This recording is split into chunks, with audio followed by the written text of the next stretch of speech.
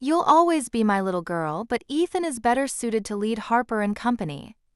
He has the natural leadership qualities we need moving forward. My father's words hit me like a freight train during what was supposed to be our company's success celebration dinner. I kept my champagne glass steady, though my insides were churning with rage and disbelief.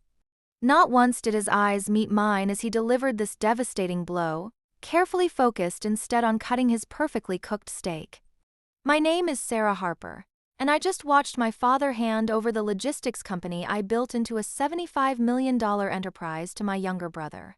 The same brother who spent more time on golf courses than in boardrooms, who showed up late to every quarterly meeting, and who couldn't tell you the difference between gross and net profit margins if his trust fund depended on it.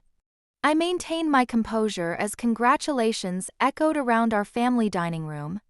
Mother beamed at Ethan while passing the potatoes, completely oblivious to the 12 years I'd sacrificed building this company from the ground up. Every missed holiday, every canceled vacation, every 18-hour workday I'd put in seemed to evaporate into nothing as Dad placed his hand on Ethan's shoulder with that proud smile I'd spent my entire career trying to earn. "Thank you for this opportunity, Dad," Ethan said, his voice dripping with false humility. "I won't let you down." He caught my eye across the table and had the audacity to wink, as if this was all some harmless game. I took another sip of champagne, letting the bitter liquid match my mood. The family photos on the wall behind them seemed to mock me now, especially the one showing me at 24, standing proudly next to Dad when I first joined the struggling family business. Back then, Harper & Company was drowning in debt, operating out of a rundown warehouse in Milwaukee, with just 3 trucks and a handful of loyal clients. Aunt Linda reached across the table to squeeze my hand, the only person who seemed to notice my carefully controlled expression. She'd worked in accounting at Harper & Company for 20 years, and she knew exactly who had transformed our failing local delivery service into a national logistics powerhouse. "More wine, Sarah," Mom offered cheerfully, completely missing the tension crackling through the air. "We should toast to Ethan's new position." I nodded silently, already formulating my next move. Because while they celebrated their perfect son's ascension, they'd forgotten one crucial detail about the company's ownership structure, and tomorrow was going to be very interesting indeed. I arrived at headquarters early the next morning, my heels clicking purposefully across the marble lobby I'd redesigned just last year. The tension was palpable, and whispers followed me down the corridor. News travels fast in corporate America, especially when it involves the boss's golden boy. Karen, my executive assistant for the past 8 years, was already at her desk with a steaming cup of coffee waiting. "The lawyers sent over those documents you requested last night," she said quietly, sliding a thick folder across her desk. "And your father called twice already." I smiled, taking the folder. Perfect timing. The papers inside represented years of careful planning, every stock purchase and contract meticulously documented. While Dad and Ethan were busy planning golf outings with clients, I'd been quietly accumulating controlling interest in the company, one strategic move at a time. My office still smelled of the flowers Dad had sent last week, congratulating me on securing our biggest contract to date. The irony wasn't lost on me as I spread the documents across my mahogany desk, each page a piece of armor in the battle ahead. At exactly 9 a.m., they strutted in like they owned the place. Dad's signature cologne announced his presence before I even looked up from my computer. Ethan followed, wearing a new suit that probably cost more than our first delivery truck. "Sarah, honey," Dad began, using his boardroom voice, "we need to discuss the transition plan. Ethan will need full access to all accounts and client files by the end of the week." I let them talk, watching Ethan already eyeing the corner office view. When Dad finally paused for breath, I simply opened the folder and pushed the shareholders' agreement across the desk. "Actually, Dad," I said, my voice steady and clear, "according to Section 7.3 of our Executive Shareholder Agreement, any change in CEO requires approval from the majority shareholder." I paused, letting that sink in. That would be me. The color drained from both their faces as realization dawned. I'd spent years preparing for this moment, and watching their confidence crumble was almost worth last night's humiliation. Almost. 60%, I stated calmly, watching Dad collapse into the leather chair across from my desk. I own 60% of Harper & Company. Each word felt like placing another card in my winning hand. Would you like me to explain how? Ethan paced the office like a caged animal, his perfectly pressed suit already showing sweat stains. This is impossible, he sputtered. Dad, she's lying. She has to be lying. I opened another folder, this one containing years of transaction records. Remember that warehouse acquisition in Denver 3 years ago? The one you both thought was too expensive. I slid the papers toward them. I used my personal savings to purchase those shares when the company couldn't afford it. And the expansion into Chicago last year? I leveraged my own assets to secure that deal. Dad remained silent, his fingers trembling slightly as he flipped through the documents. I could almost see him mentally calculating every missed opportunity. Every time he dismissed my suggestions only to watch them succeed when I pursued them anyway. The digital transformation initiative you both voted against? I continued, my voice growing stronger. I formed a separate LLC and funded it myself. When it tripled our efficiency, the board voted to acquire it, effectively converting my investment into company shares. Ethan's face had turned an interesting shade of red. This is manipulation. Dad, we can't let her get away with this.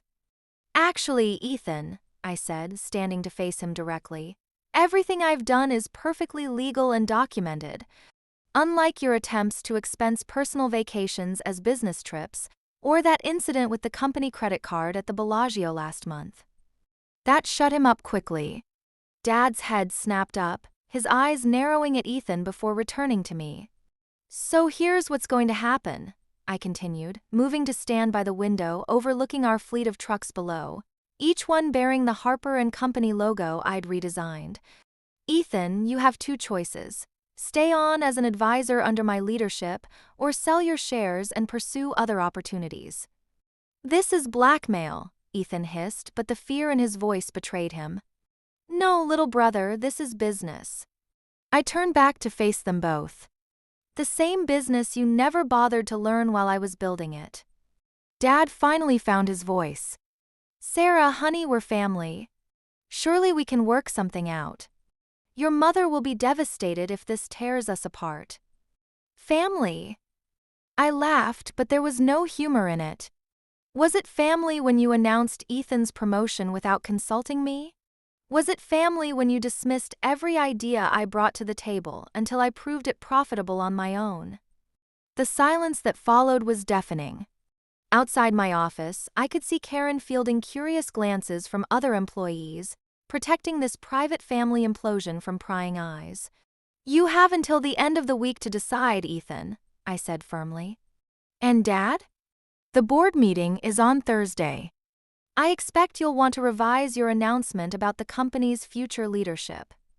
Ethan stormed out first, slamming the door hard enough to rattle the awards I'd won for the company, displayed prominently on the wall. Dad lingered, aged 10 years in the last hour. I never meant to. He started. Yes, you did, I cut him off. You just never expected me to fight back. He nodded slowly, finally seeing me not as his little girl but as the businesswoman I'd become.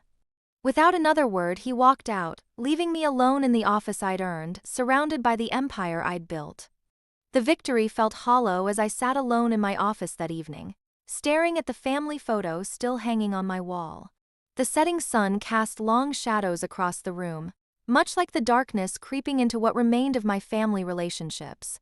A message from Mom lit up my phone, but I let it go to voicemail, not ready for her inevitable disappointment. Karen knocked softly, entering with a stack of papers. Sarah, you should see these emails, she said, her usual professional demeanor tinged with concern. They're circulating through middle management. The emails revealed exactly what I'd feared. Ethan had been busy, spreading rumors about my hostile takeover and questioning my mental stability. Several longtime employees were already discussing resignation. Even worse, Dad had apparently been meeting with our biggest clients, suggesting the company might face uncertain times under my leadership. Call an emergency executive meeting for tomorrow morning, I instructed Karen. And get me the quarterly reports from the last 5 years, along with the growth projections I prepared last month. The next morning, I walked into our main conference room wearing my sharpest suit and my grandmother's pearls. The tension was thick enough to cut with a knife as our executive team filed in, their usual casual banter notably absent. I understand there are concerns about the company's future, I began, my voice steady and strong. So let's look at some numbers. I clicked through my presentation, highlighting the company's transformation under my leadership. When I joined Harper & Company, we were $2 million in debt. Today, we're worth $75 million. Who orchestrated the Denver expansion that doubled our revenue? Silent glances around the room. Who secured the Miller account that none of you thought we could handle? I continued, making eye contact with each person. And who implemented the digital tracking system that cut our operating costs by 30%? Tom Henderson, our operations director and one of Dad's oldest friends, shifted uncomfortably. Sarah, with all due respect, your father built this company. My father founded this company, I corrected him firmly. I rebuilt it. And I know some of you have been asked to support efforts to force my resignation. I paused, letting that sink in. So let me be clear, I own controlling interest in Harper & Company. I've earned it through years of strategic investment and hard work. Anyone who can't accept that is welcome to submit their resignation. I pulled up our latest client satisfaction scores.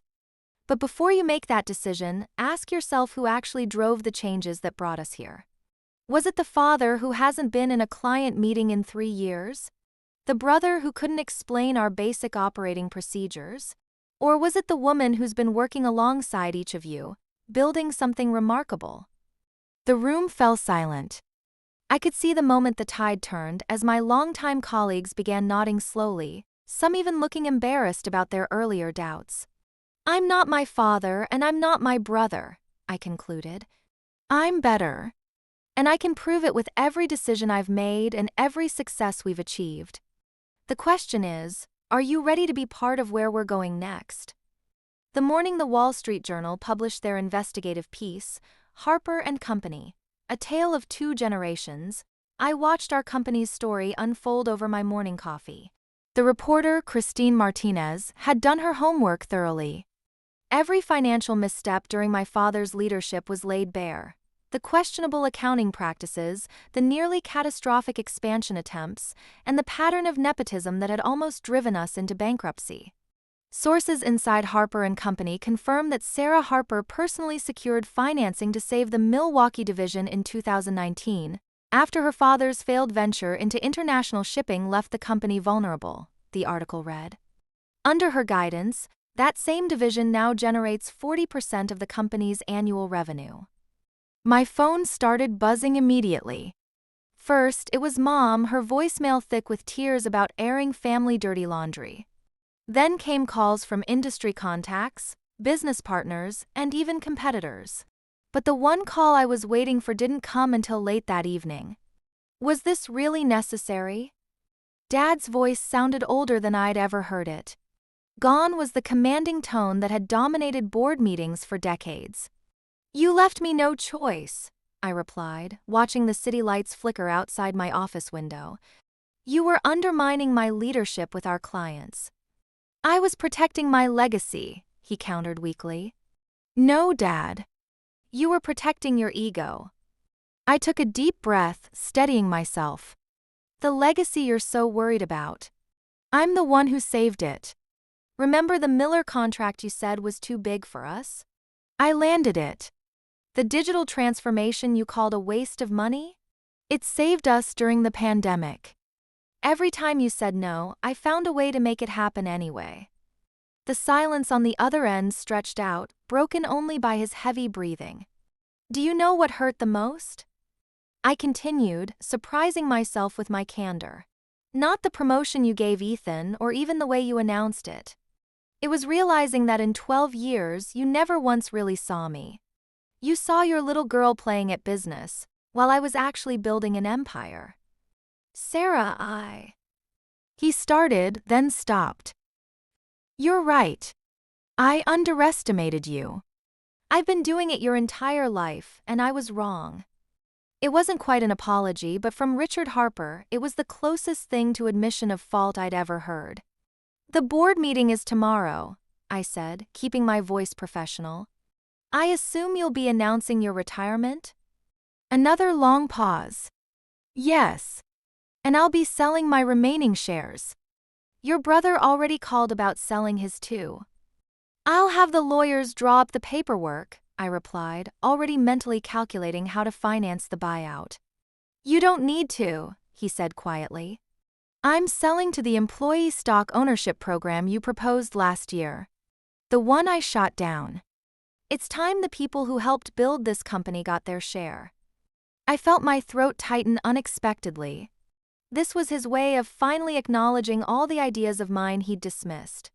That's a good decision, Dad. Your grandmother would be proud, he added softly. She always said you reminded her of herself. I should have listened to her more carefully. After we hung up, I stood at my office window for a long time, watching our trucks move through the loading bays below.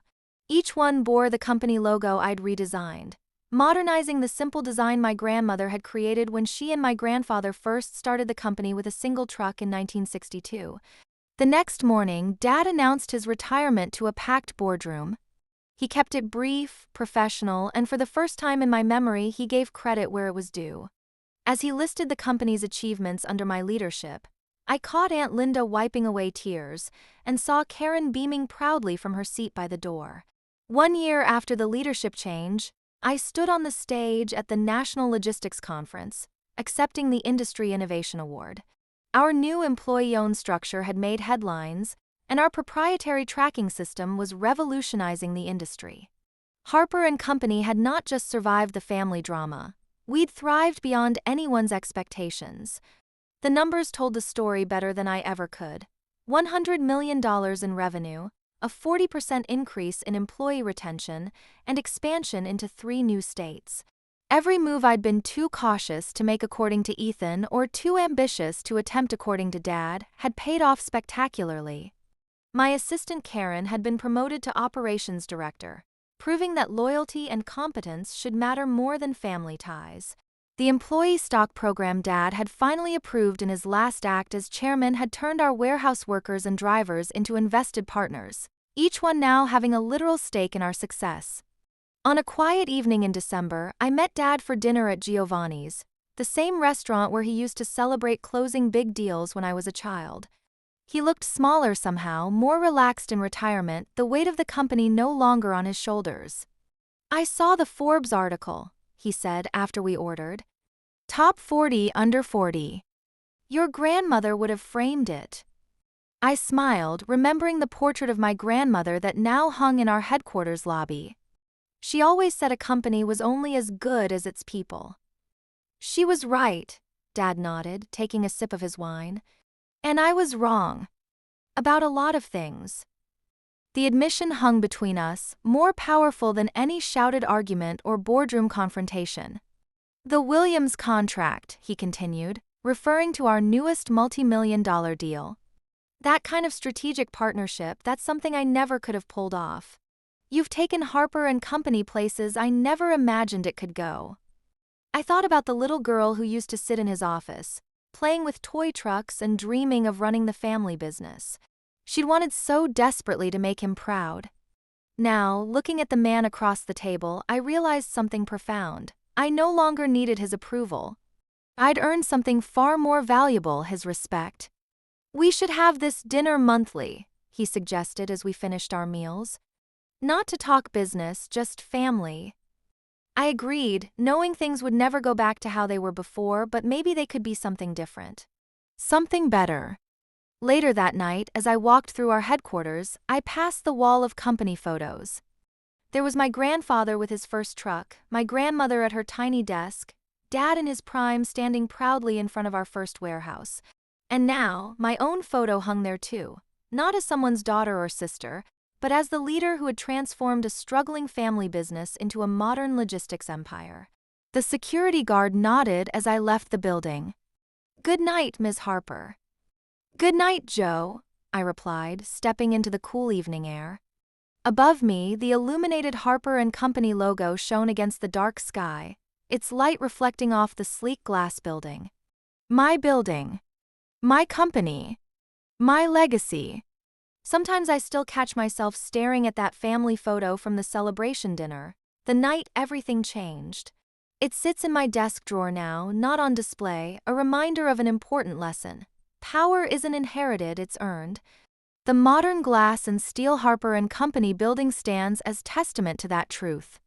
Every morning when I walk through those doors, I'm not walking into my father's company or my family's legacy. I'm walking into something I built, piece by piece, decision by decision, battle by battle. Ethan called last week, asking about returning to the company. I politely declined. Some bridges once burned should stay that way. Family loyalty is complicated, but business shouldn't be. Success isn't about proving yourself to others. It's about building something so solid that no one can take it away from you. Mom still hopes we'll all gather for Christmas like nothing happened. Maybe we will, but things will never be the same. And that's okay. Because while I lost the fantasy of being Daddy's little girl, I gained something far more valuable. I became the woman who turned a struggling family business into an industry leader.